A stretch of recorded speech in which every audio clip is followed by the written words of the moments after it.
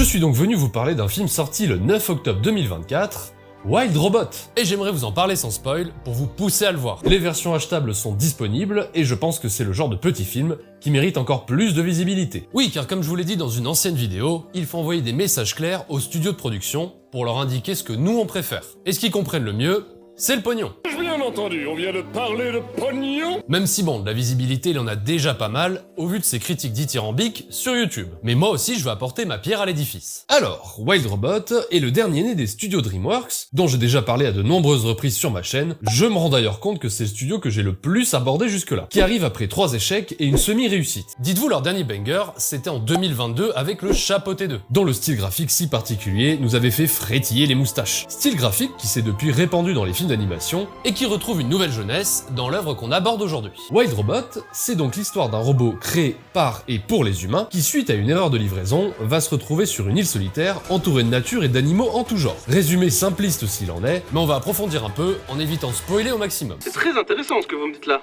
Dites-moi plus.